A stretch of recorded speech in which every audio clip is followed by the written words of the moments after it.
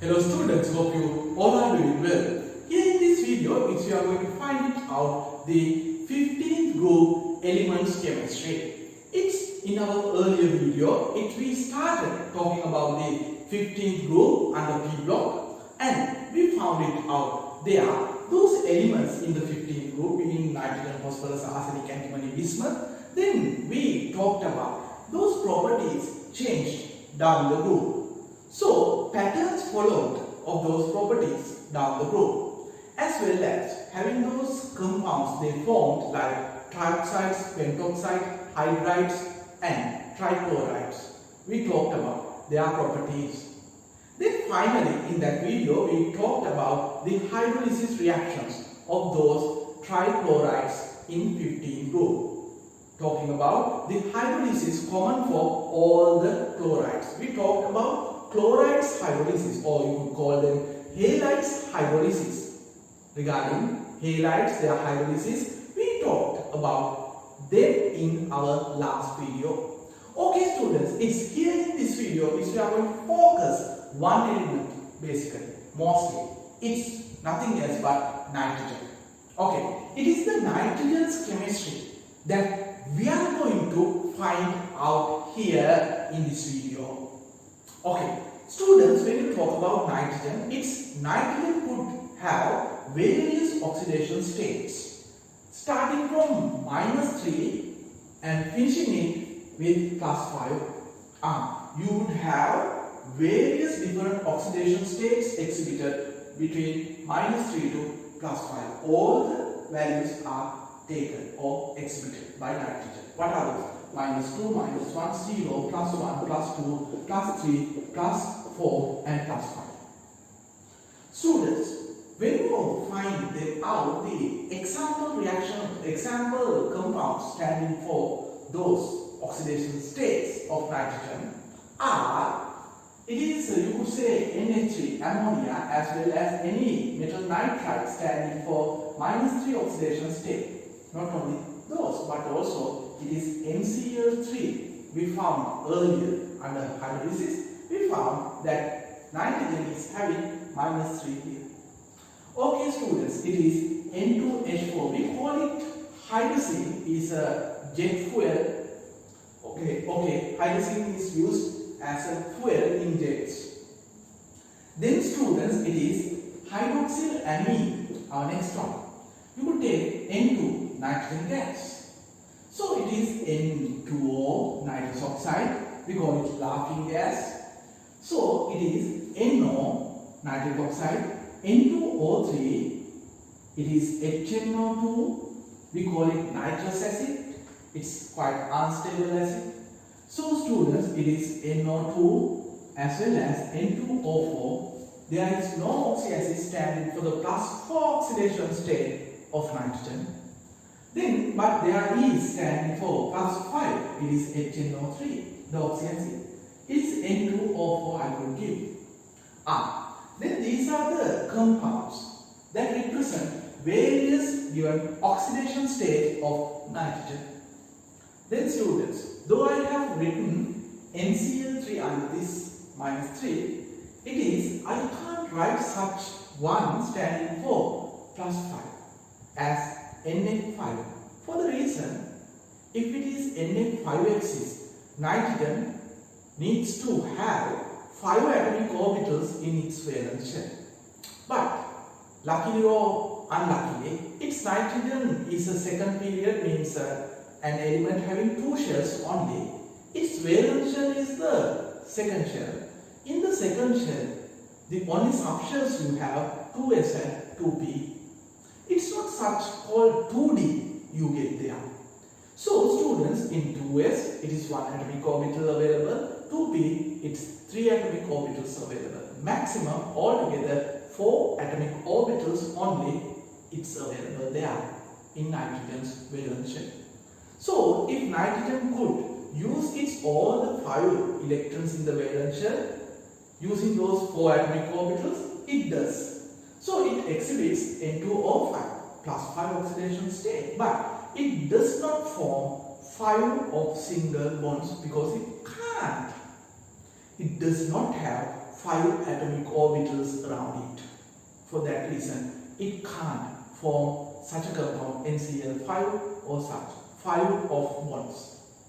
Okay, anyway, then when you talk about reactions involved nitrogen, as nitrogen is one species that involved in redox reactions, starting wherever it could go, either right side or left side. Means if it is at a mid position, nitrogen could either get oxidized or get reduced.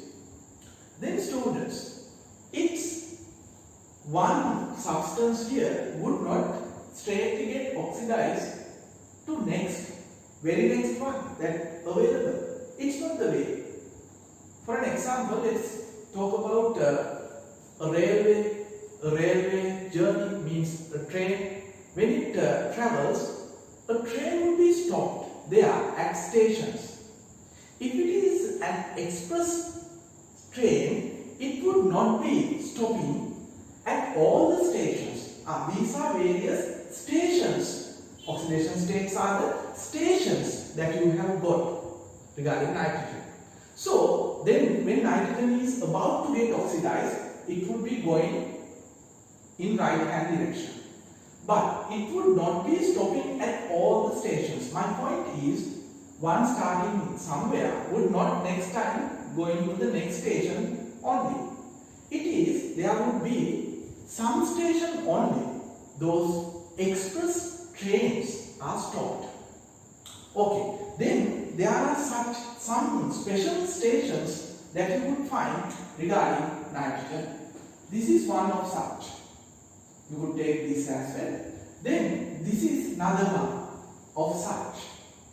Then students, it is this another one, very famous. This also for sometimes possible. So this also for sometimes possible, but these are the main stations that express trains will be stopped. So the other one is this and this. Okay, those are the main stations that you could find. I mean, these are the most important compounds that we are going to talk about in details regarding those compounds, various properties they exhibit. Okay, then talking about those compounds, I'm going to first start with nitrogen, means N2. Okay, let's find it out. N2's nitrogen's chemistry. N2 gas. N2 gas. In air, there you have N2 being the most abundant gas. Students, in N2, within N2 you have NN triple bond in this way. It's a triple bond. It's an NN triple bond. Bond length also is quite short. Then it is second shell, means you are having here sp hybridized orbitals, or otherwise you could call them 2p atomic orbitals to be used in this bond. It's shorter than 3p. So therefore these bonds are strong triple bonds. Therefore it requires a huge energy amount, high energy, to break those triple bonds. It's under normal conditions, it's impossible. Breaking of these triple bonds means at room temperature, you can't find nitrogen involved in much reactions. Nitrogen there at room temperature remains inert, not reacting with others due to the high energy triple bond. It can't react with others. It requires energy to break this triple bond. Then it could react. Otherwise, it won't react. Therefore, in that aspect, with that meaning, we call nitrogen N2 is an inert gas. We name it as an inert gas. Okay, for this inertness, we use that they are filling nitrogen in vehicle tires. Therefore, it lowers the worn out of tires. Okay, if we fill nitrogen gas inside those various packages, means in storing of foods, milk powder packets, there we fill nitrogen inside as an inert gas. Then it's in air, it is most abundant gas, as I told. I have mentioned that it is, students, what's the percentage of nitrogen that in air? It is 78% of nitrogen there in air you could find out. Okay. Then students, its water solubility is very, very low. It's a very low water solubility you could find out there. When you pressurize it and cool the system, then you could increase its water solubility. But you could call it very poor, its water solubility there of N2. There are such four gases you could find out there being very, very low. Their water solubilities are N2, H2, CO, NO are very low, poor water solubilities they have. We could call them as insoluble gases. Okay. Then compared to them, there are two well soluble gases as well. Those are HCl and NH3. All the other gases have in between solubilities. It is H2, N2, CO, NO are, let's say, insoluble gases, but very, very slow solubilities, low solubilities they have. Then HCl and NH3, we'll call them more soluble, highly soluble gases. All the other gases are moderately soluble or slightly soluble, sparingly soluble we could call them. Okay, then students, it's regarding nitrogen further. Nitrogen would become active when you break this triple bond. So, having electric sparks, it could be broken, the triple bond. Giving a huge energy amount could be broken, this triple bond.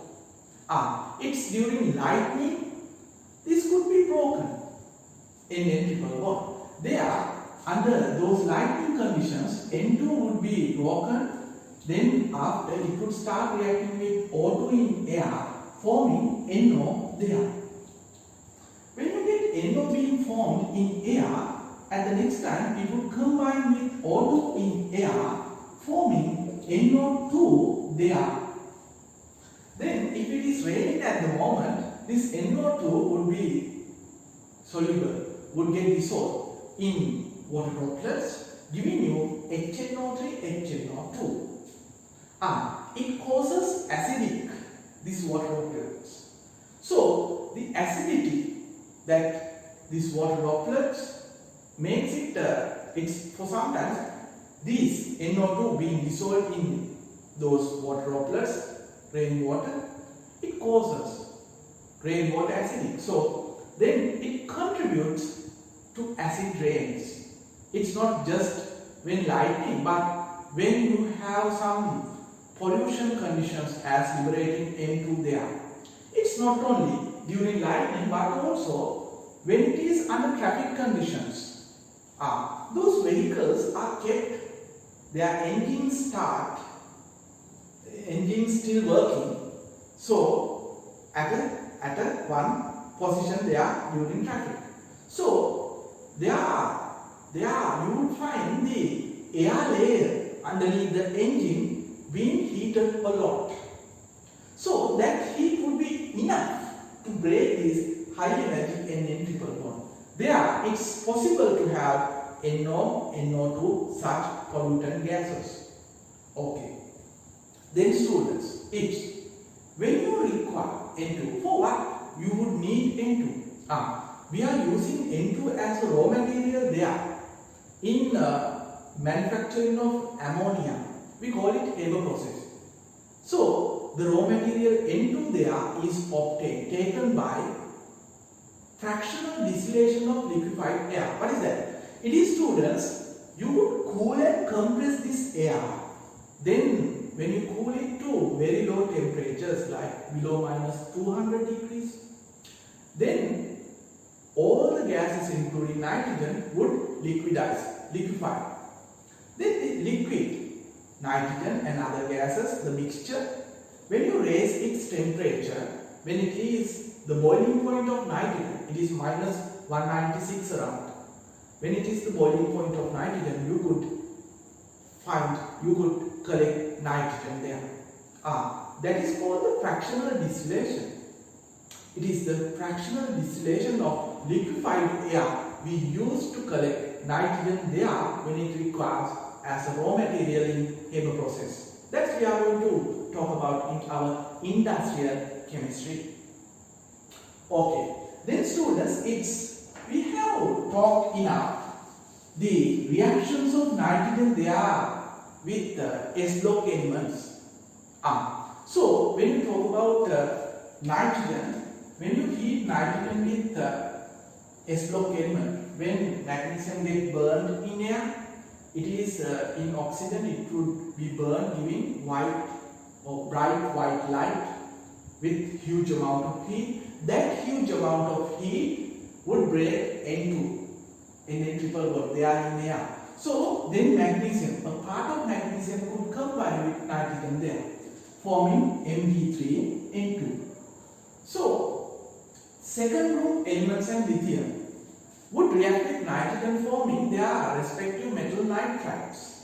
But sodium and down metals in the first group would not react their respective metal nitrides for the reason their nitrides are unstable.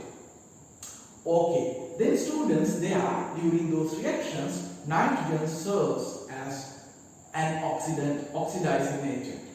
Okay, so then let's find it out. Another compound.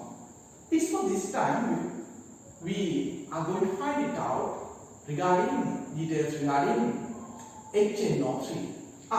It is students nitric acid HNO3 having maximum oxidation state of nitrogen HNO3. So it is, when you check its Lewis structure, you will find there are 3 oxygens bound to nitrogen in this manner. It's a dative bond. This is the HNO3. Okay, HNO3 is a strong acid. So HNO3 exhibit some properties like acidic properties, for sometimes basic properties, as well as oxidizing properties. Okay, so here we are going to find them out, those each property of HNO3, the times, the instances, the reactions it exhibits, those properties there. Okay, students, first let's find out the acidic properties of HNO3. HNO3 is a strong acid, could give out a proton forming nitrate ion. So therefore it could react with bases as to form salt and water. It proves that HNO3 is an acid. It's a monobasic acid. What's a monobasic acid? A monobasic acid means one acid molecule there could give out one proton away. We call it monoprotic acid as well. If it's a diprotic, 2 protons, triprotic, 3 protons, tetraprotic, 4 protons. Monobasic, dibasic, tribasic, tetrabasic. So here HNO3 is a monobasic acid. It's an oxyacid. It's a strong acid. Yeah. So therefore you could find it reacting with bases forming salts and water. If it's an acid, need to be able to react with bases to form salts and water. Then students, it's not only acidic character. For sometimes, especially in organic chemistry, you would find HNO3 serving as a base. So in the presence of stronger acids than HNO3, it behaves as a base. So it is H2SO4. In organic chemistry, you will find this behavior of HNO3.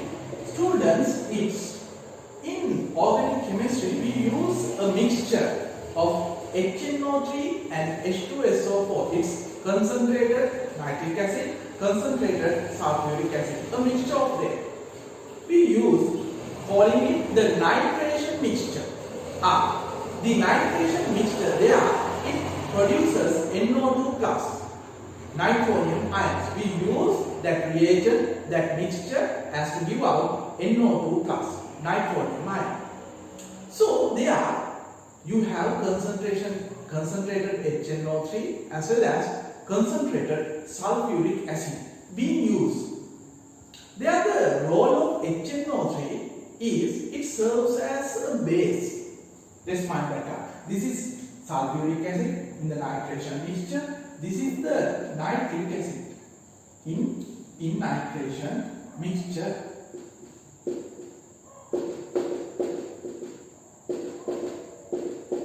So this sulfuric acid gives out a proton taking this lone pair on oxygen as a lone pair.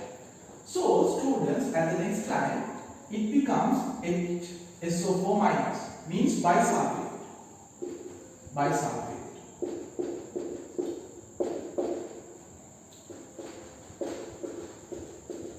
Then this H plus would be taken by the lone pair on nitrogen in this way. It is from minus to plus. We use arrowheads are drawn. So students, at the next time you could find it becoming into this. So it's a plus charge here, minus charge here. It's a plus charge here. After that negative bond, it is proton H pluses get attached on oxygens, so making it positively charged. Then students, having two positive charges on highly two electronegative atoms are unstable. Therefore, it's at the next time this pair will be used up here as to form 5 bond newly. This will be broken here. So it would then give you this, a water molecule and the nitronium ion, which is linear in shape. Okay. Then students, it's the important species, active species in the nitration mixture. Anyway, during this formation of nitronium ion, it is we used to nitrate. We call it addition of or it is we need when we need NO2 plus. It is nitronium ion. When we need nitronium ions as to react with benzene rings, or for sometimes glycerol.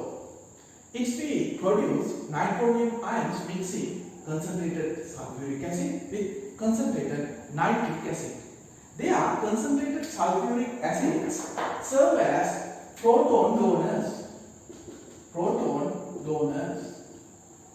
It is the proton donor. Here, concentrated nitric acid serves as proton acceptor. It's the proton acceptor. So, proton donors are called acids. Proton acceptors are called bases. So, this is called Bronsted. It's the theory called Bronsted-Lowry theory. Bronsted-Lowry acid. This sulfuric acid is. This is then called Bronsted-Lowry base. Bronsted-Lowry or Lowry base. So, according to that interpretation, Bronsted-Lowry theory, an acid is a proton donor, a base is a proton acceptor. Therefore, in that aspect, this HNO3 serves as a proton acceptor. It's therefore a Bronsted-Lowry base. It's the basic character of nitric acid. Then students, nitric acid, concentrated nitric acid could serve as an oxidant when. Let's find it out. Some examples standing for its oxidizing properties. Okay, nitric acid could oxidize carbon. Concentrated nitric acid could oxidize carbon into its maximum oxidation state. What's the maximum oxidation state of carbon? It's +4. It is carbon dioxide. This would get reduced into its next lower level. It is NO2. It is brown colored gas you get, reddish brown colored gas. Then water you would get. Then students, it's sulfur with concentrated nitric acid would be forming H2SO4. It would be oxidized into sulfuric acid and it's the reddish brown gas NO2 and water. It is H2S. Would get oxidized by concentrated nitric acid into NO2. It will get reduced into NO2, forming sulfur. It's a precipitate of sulfur. You could call it pale yellow or milky precipitate. This is a gas form, and H2O. If you use such metals like copper, then by concentrated nitric acid, it would be oxidized into its 2+ form. Let's say cupric nitrate and NO2 and water there. Then students, it's not only concentrated sulfuric acid but also dilute sulfuric acid. Let's say it is 50% or dilute sulfuric acid. Dilute sulfuric acid, normal dilute sulfuric acid also would oxidize copper. There you won't get nitrogen dioxide anymore. It is what you are going to have is nitric oxide. The concentration or strength, if it is not enough, means if it is quite less, then it would not be going to NO2 but NO. Then similarly it is with H2S. This dilute HNO3 could react, giving you sulfur, and now it is NO and water. Then students, it is concentrated nitric acid could oxidize even I2. It would be oxidized into I2 would be oxidized into HiO3 and NO2 would be formed. So thus you could find that nitric acid serving as an oxidant, it could oxidize various such species. Then students, further regarding nitric acid, it's at room temperature a liquid. It's quite a viscous liquid. Then this liquid nitric acid is a colorless liquid. It's a colorless liquid, but it could go under decomposition when it gets exposed to either light or heat or both. Then students, HNO3, concentrated HNO3 is a colorless liquid. So could go under decomposition, giving NO2, it's a reddish brown gas, and O2, it also is a gas, and H2O. Then, therefore, when you store concentrated nitric acid, with the time, when it gets older, it could happen this decomposition during that time period. Therefore, having NO2 brown colored gas there with the solution could turn it either yellow or bit brown in color. So those old concentrated nitric acid solution could appear in brown color or yellow color. Okay, so to avoid this decomposition, we store concentrated nitric acid either in brown color or dark colored bottles. They are at low temperatures. So then students, those are the properties of nitric acid. Nitric acid is thermally as well as photolytically, or when you expose that to light, then also it's unstable. So it could get decomposed. Okay, then there is another acid formed by nitrogen. It is another oxy acid of nitrogen. It is the nitrous acid. Then students, when you talk about nitrous acid, it's HNO2. It's highly unstable at room temperature. Its structure could be given in this way. This is the nitrous acid. So this nitrous acid could decompose when you store it, or it is not stable at room temperature. It could be decomposed into nitric acid and NO and H2O. Therefore, it automatically gets transformed into HNO3. Therefore, students, when you require nitrous acid, it's you can't find that being stored. So in organic chemistry, you would require nitric acid for some times. At such situations, you need to mix any ionic nitrite as to get HNO3. Nitric acid is nitrous acid, HNO2. As to get nitrous acid, you would mix any ionic nitrite with a dilute acid there. Okay, then students, it's next our concern is going to ammonia. So we are going to finally discuss about ammonia. Ammonia is a basic substance. It's a hydride of nitrogen. It's a pyramidal shaped molecule. It's a gas at room temperature. So this ammonia is having minus 38 around its boiling point. Then students, it's a colorless gas, but it's having distinct smell. This smell is called urine smell. For the reason, it is when you have urea, we could find urea being 2%, having 2% composition there in our urine. So that urea could go under hydrolysis, giving you what?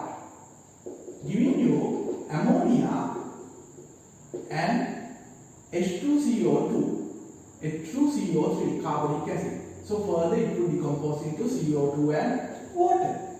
So anyway, hydrolysis of urea would result ammonia.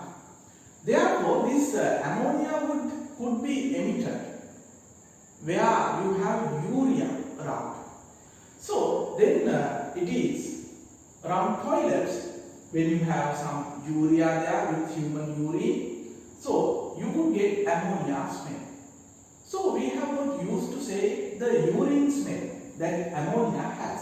But students, it's quite unfair if you treat that way. It is not urea, or no, it's not ammonia has the urine smell, but urea has ammonia smell, or urine has the ammonia smell.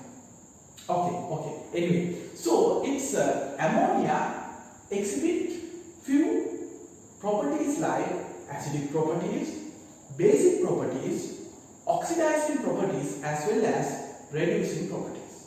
Okay, let's find them out, those properties. Example reactions standing for various properties of ammonia.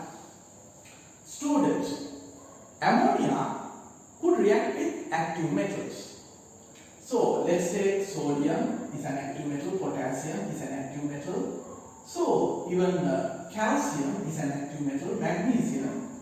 So ammonia could react with those metals, active metals.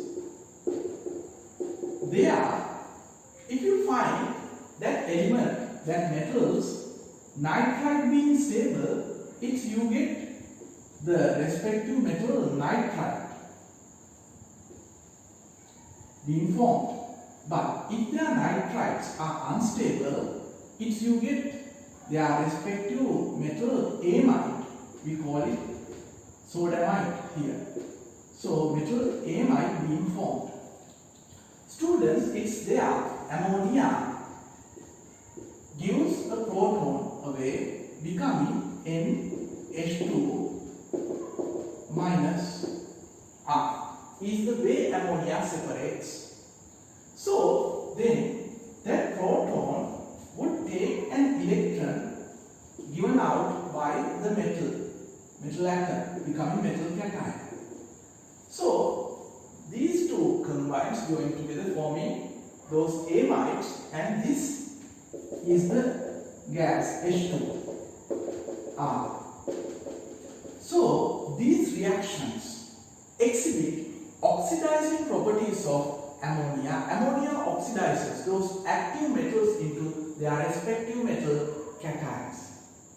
Then students, during this reaction, you would find that out ammonia gives protons. Ammonia donates, or it gives out protons, H pluses. It's a proton donor. Proton donors are acids. During these reactions, ammonia has behaved as an acid as well. If you find any substance liberating hydrogen reacting with metals, it's a property of an acid. Normally acids do that. It is acids, they react with metals to liberate hydrogen. So here ammonia as well reacts with metals to liberate hydrogen. Therefore, during these reactions, it exhibits not only oxidizing properties but also acidic properties too. So far we have revealed two properties of ammonia, oxidizing properties, then acidic properties. Then students, ammonia is a base. It's a weak base. Therefore, it exhibits basic properties too. Ammonia could accept a proton, becoming ammonia. Proton acceptors are bases. Therefore, ammonia is a base. Then students, ammonia with water. Reversibly, it forms ammonium hydroxide. This ammonium hydroxide is a weak what? It's a weak base. It gives off some OH minuses to the medium. Therefore, ammonia is a weak base. It's a well-soluble gas. Being soluble in water, it gives ammonium hydroxide. Aqueous ammonia and ammonium hydroxides are the same. When you call it aqueous ammonia, it stands for ammonium hydroxide. Okay, then it is acidic properties, basic properties, oxidizing properties. What about reducing properties? Does ammonia has reducing ability as well? Let's find it now. Students, when you check for the reactivity series, so it is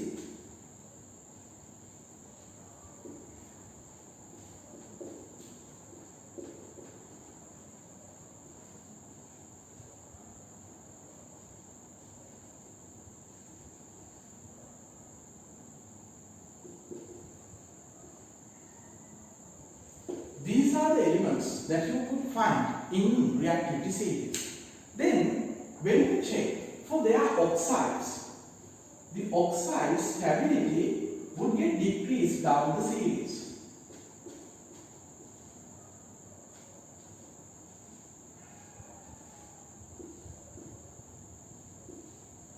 So, then above metals oxide, you can't extract metals from their above metal oxides. When you talk about lower metal oxides compared to above metals, it's quite easily you could separate or you could extract the metals from their oxides. When you heat these mercuric oxide and silver oxide, you could straightly get the mercury and silver elements. But it's not these. Students, lead and copper, they are oxides. You can't just simply heat as to get the metal. It needs quite greater support, quite a reducing support. So then its ammonia could give that. But ammonia's reducing ability is not enough to reduce these above metals oxides.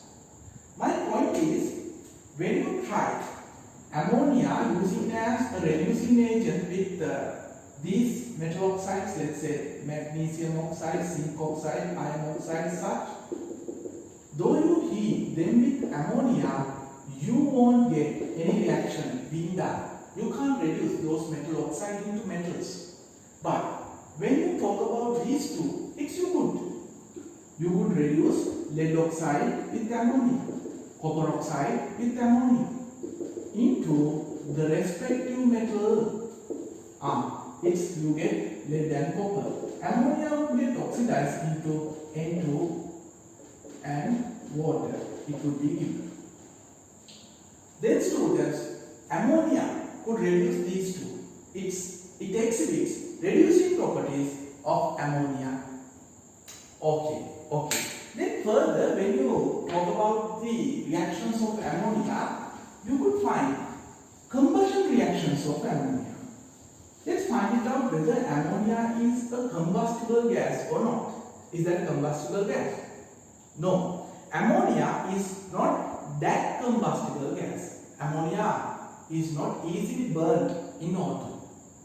But when you make it burn in excess oxygen, students, NH3 would be burnt in O2 giving N2N water. This reaction gives N2N water, both are all around, means more available.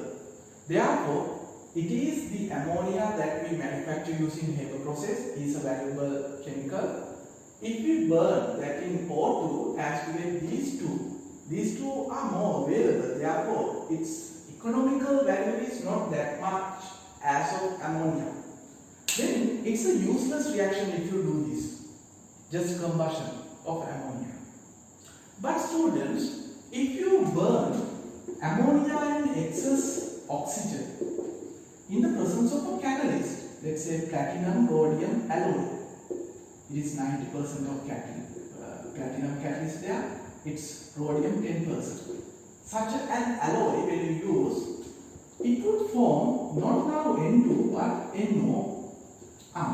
This is an important reaction, and the next time you could transform this into NO2 as to dissolve it in water as to produce nitric acid. This is important. This reaction is important in the manufacturing of nitric acid. We call that Oswald process. Then students, it's we call catalytic combustion of ammonia. This is the simple combustion, just combustion of ammonia.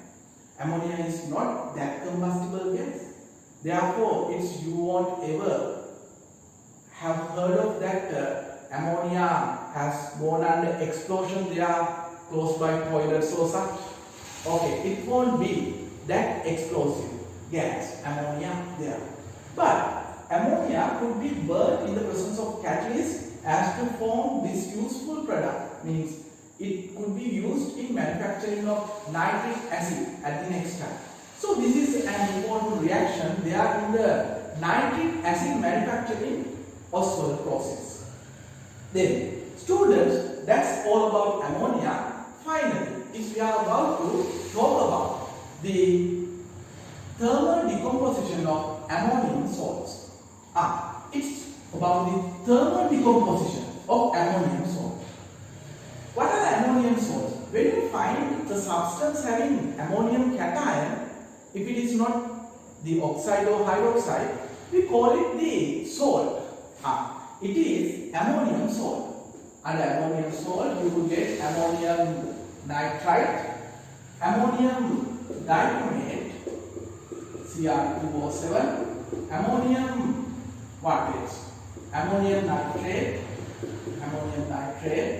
then all the other ammonium substances like ammonium chloride, ammonium sulfate, ammonium bisulfite, ammonium bromide, ammonium iodide, further ammonium carbonate as well as ammonium bicarbonate. Let's talk about their thermal decomposition. First find it out. Let's find it out whether those are thermally decomposed or not. Okay. Regarding that, students, it's unlike the other salts. Ammonium salts are thermally unstable. Those could go under decomposition when heated. When you heat these two, only these two, give N2 gas. These two only gives you N2 gas. Students, it is ammonium nitrite 2N with 4 H's and 2 O's. 2 H2O's are the products. So when you take N2 by this, it is 8 H's. So it is 4 water molecules, then it is 2 Cr and 3 O's you get there. Then students, when you take 2 H2O's, it's 2 N's and 1 R. When you heat ammonium nitrate and ammonium dichromate only, you will get N2 gas. It's when you heat ammonium nitrate only, you will get N2O gas. What about all the other ammonium salts? All the other ammonium salts give you ammonia on heating. It is they all produce ammonia on heating. It's very easy there. So students, these all give you ammonia on heating. Then the other product formed with ammonia, it is after losing of ammonia, it is HCl. That product is thermally stable, therefore it liberates as it is. So here H2SO4, after losing of 2 ammonia molecules, it is with ammonia, it is H2S. These are thermally stable, so won't get further decomposed. But the products here you have are HBr, HI. It's unlike HF, HCl, HBr and HI are thermally unstable. When you heat HF, HCl, they do not decompose. But HBr, HI, they decompose into H2 and Br, H2 and I2. Therefore, here the form HBr goes to H2 and Br2. H2 and I2, the form HI. So giving 1 HBr, it gives 1 ammonia. Giving 2 HBr, it gives 2 ammonia. Those 2 HBr's go on to H2 and Br2. So you would balance those in this manner. Then students, when you remove 1 ammonia, 2 ammonia there, it's you will get H2CO3. Would decompose into CO2 and water. Those are the products. So it is giving 1 ammonia, H2CO3, CO2 and water are the other products. So when you heat ammonium salts, it's by this only you get a residue formed. It's the chromic oxide residue. All the others do not give anything remaining. All would be, if it is water or H2SO4, those would be evaporated off. So only residue given is here. Out of these, it's only these two, ammonium nitrate and ammonium dichromate, gives you N2 gas. Only this one gives you N2O gas. Then all the other ammonium salts, students, give you ammonia. Okay students, finishing group 15 chemistry. I'm going to brief you regarding another element that you find under 15th group. It's phosphorus. When you talk about phosphorus, you will find -3, 0, +1, +3, +5. Other oxidation states it exhibits. Under -3, it's you would find phosphine or any other phosphite formed. It is white phosphorus, red phosphorus as well as black phosphorus under 0th oxidation state. It is H3PO2 hydrophosphorus acid. It forms the salt NaH2PO2. So then it presents in +1 oxidation state. It is PCl3, P2O3 and P4O6. H3PO3 is the oxy acid standing for phosphorus. Then it is PCl5, P2O5, P4O10 is PO3 and H3PO4, the oxy acid standing for phosphorus. So these are the compounds that you would find representing these various oxidation states of phosphorus. Then students, you would find phosphorus reacting with bases, let's say sodium hydroxide with white phosphorus, forming in the presence of water, forming the hydrophosphorus, the salt of hydrophosphorus acid, NaH2PO2 and PH3. During this reaction, phosphorus is gone under reduction as well as oxidation. So therefore, if we call this reaction is a disproportionation reaction. Disproportionation reaction. So white phosphorus is highly reactive, therefore it could get spontaneously burned in air. When you keep exposed white phosphorus to oxygen in air, it would get burned spontaneously. Therefore, we store white phosphorus, they are inside water. Okay students, those are few important facts regarding phosphorus that you need to know about. Okay, if we are going to finish this video regarding 15th group chemistry. So, if we are going to meet you again talking about another group, it's actually 16th group in our next video. Okay students, hope you could understand these simple few facts, few points regarding group 15. Okay, if you are going to walk up here in this video with the hope as to meet you in our next video regarding our next inorganic chemistry group is the group 16. Okay students, it's goodbye.